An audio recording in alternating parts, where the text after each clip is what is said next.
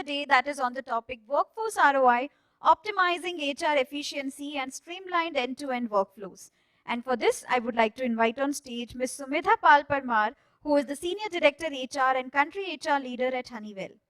Giving a brief introduction, as a head of HR for Honeywell in India, Sumedha provides strategic HR leadership across all sides of Honeywell, across function and band. She is responsible for designing and executing HR strategies, focusing on leadership, talent management, and culture to meet business-specific needs of the region and ensuring an engaged workforce. Sumedha joined Honeywell in 2004 and has held multiple roles at the local and global level. She has completed her PGD in personal management from 𝗪cie and is passionate about inclusion, employee productivity, and leadership development. With this, please welcome her with a huge round of applause. Well, the disadvantage of going at the end when in a day like this is that whatever I'm going to talk about, I think it's already covered by all the esteemed speakers, so I don't have a lot new things to share with you. And already I have an enlightened group of audience who have learned a lot during the day. So the challenge would be to maybe share something with you which you have not maybe picked up during the day. And I'll try my best to have those two key takeaways for you. Okay, so what I'm going to talk about, right? So when Ananya reached out to me, the topic was about workforce ROI. And workforce ROI is a very broad spectrum, right? It's a big topic, it's a broad spectrum. You can talk like days on workforce ROI. A lot of organization keeps on doing a lot of analysis around workforce ROI.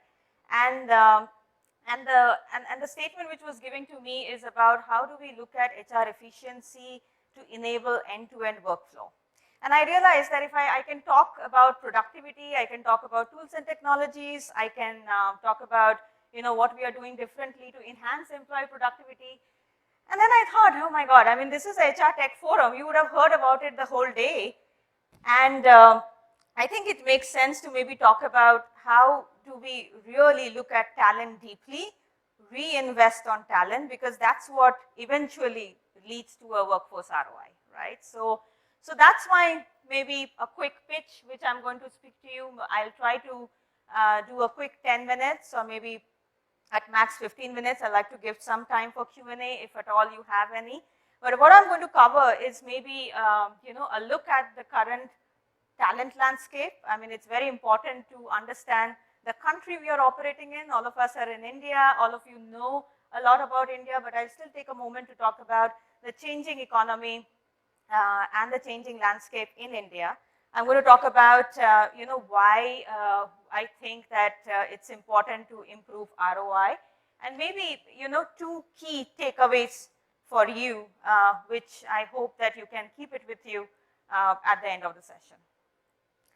Okay, so a little busy slide, but I think it's important to maybe understand how India is changing. So one of the fastest growing economy, as we all know. It's the 5th largest now and expected to become 3rd largest by 2030. Imagine what it will do to our talent ecosystem and the talent which we are hiring. It's, of course, attracted the highest ever FDI inflow of close to about 84 billion in the last fiscal. So you can talk about the economy, you can imagine the economy we are living in. Largest youth population in the world. I do not have to maybe talk about it, a known fact, but it's a very important fact. A lot of my previous speakers spoke about Gen Zs, millennials. It is true, right? So it's largest youth population in the world. It will continue to have one of the youngest population till 2030. And of course, it is also estimated that around 42% of India population will be urbanized, right? So the kind of maybe ecosystem we are living in, the kind of populations we are living in, the expansion in tier 2, tier 3 cities, I think all of those things are very, very critical. National infrastructure pipeline. So taking a little deviation on how we are doing from an infrastructure standpoint, the NIP will attract investment into infra and will be crucial for our 5 trillion economy. As we all know, nearly 7,000 projects across different sectors and huge, huge income or investments coming in, right? So it really talks about the jobs which are getting created. Improving social security, move to the digitization phase. We all know 95% of Indians are on Aadhaar, and this is one of the largest social security program in the world, and something which we should be proud about. Ayushman Bharat again is the national health protection scheme, which is again very large, and again talks a lot about our digitization. Last but not the least, rising global competitiveness, because India ranks almost 63rd in the latest World Bank Ease of Doing Business ranking, and of course it has gone up from what it was earlier. And the implementation of GST really talks about how easy maybe it is to do business now, and then we have the startup era which is around us, right? So what does it mean from a talent standpoint, right? So a recent LinkedIn survey spoke about that there is this great reshuffle which we are all living in. So you can call it great reshuffle, great realignment, great resignation, the great realization. It could be anything, but I think it's a time when everyone is thinking everything or rethinking everything, right? And it's very important that while employees are considering that what they will work for, who they will work for, as an employer or as HR professional who partners with the business, it's very important for us as well to understand the talent need, what kind of company culture we are bringing, and hence are we really addressing the employer. So it's a learning process for all of us. And then I was looking at this particular report which talks about that what does an employee look for, right? And there were 7 key things which came up, which I'm going to talk very briefly about. The first one, autonomy. I'm going to talk a little bit in my upcoming slide on that, but it's very important to have a culture wherein the employee feel that, empowered or able to maybe work on things which they like, right? Or they are able to align to. So autonomy is very, very critical, and a lot of employees look for that.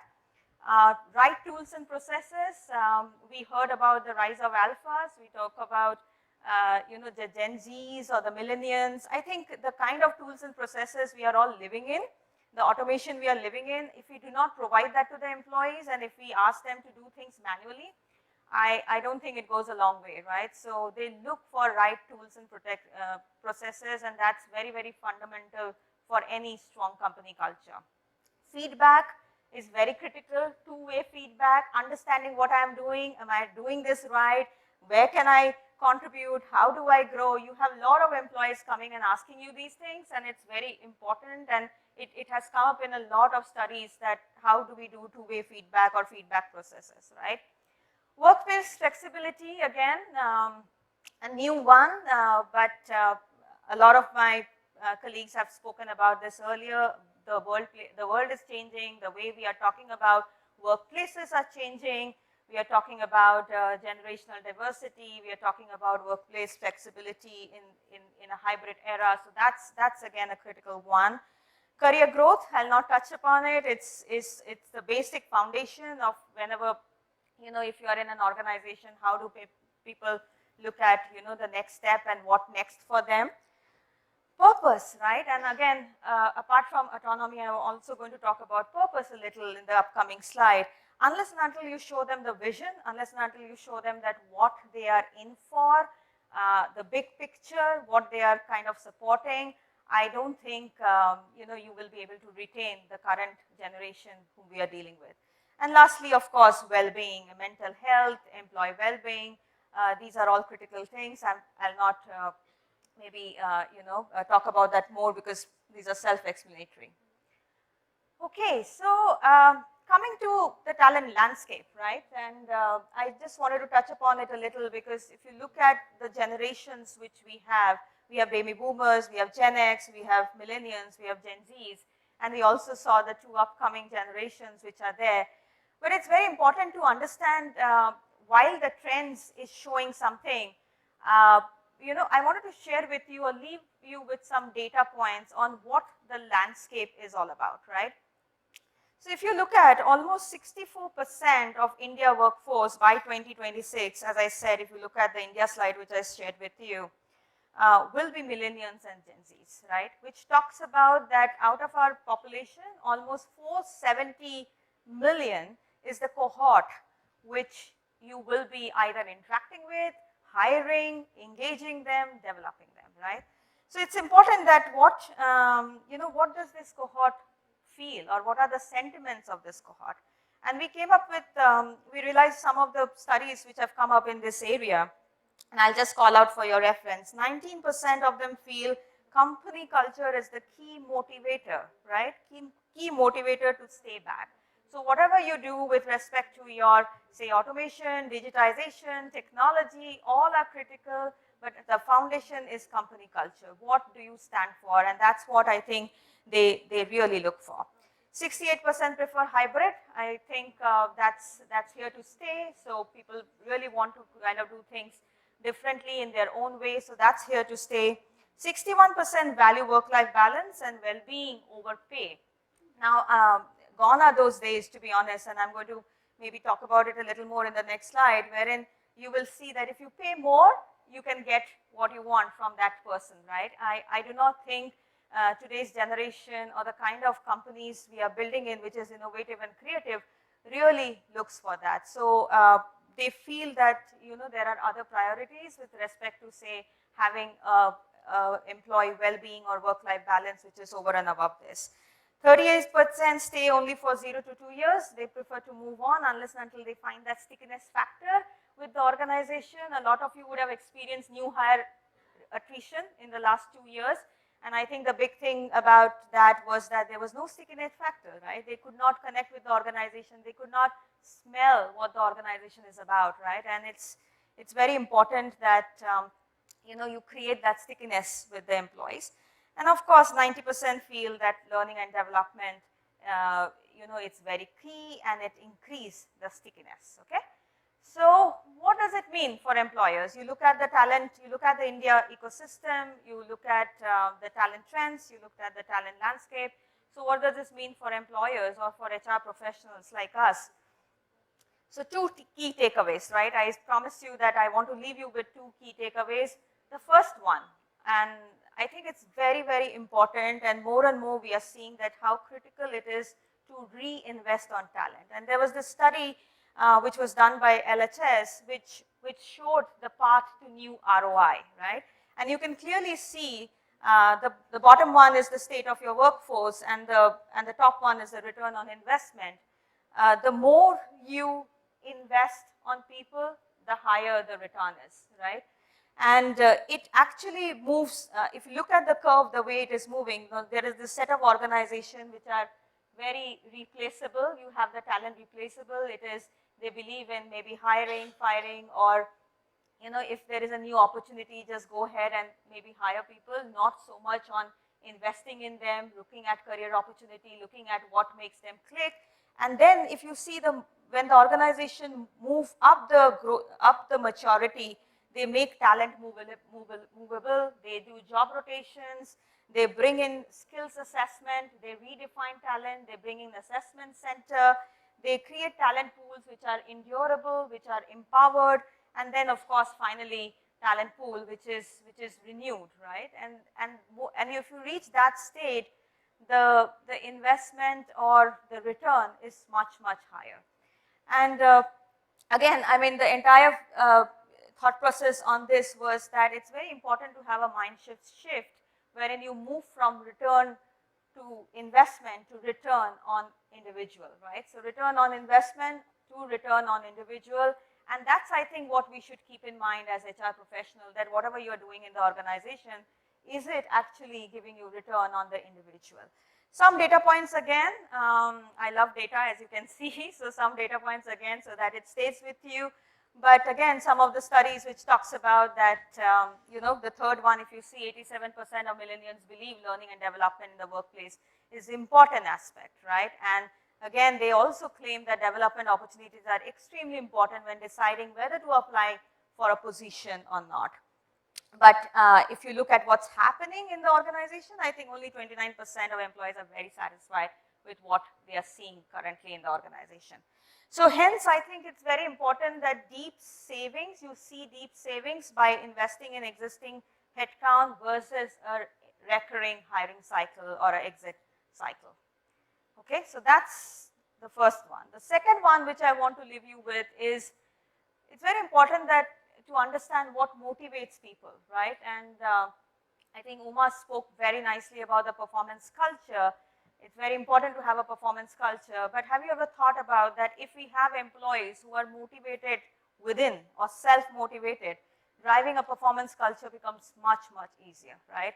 And as SR professional, I think it's our job to create that culture, create that environment wherein people are self-motivated. So I'm going to leave you with, a couple of thoughts here, wherein it says, extrinsic motivation is inadequate. So there was this study which was done by 𝗲𝗻𝗀, if you remember, 𝗲𝗻𝗀 and 𝗪cie, I think, in 1971, wherein, and it was further, I think, taken up by the MIT professor, wherein they did a study. They put a group of people in the room and they said that, okay, this is a mechanical job.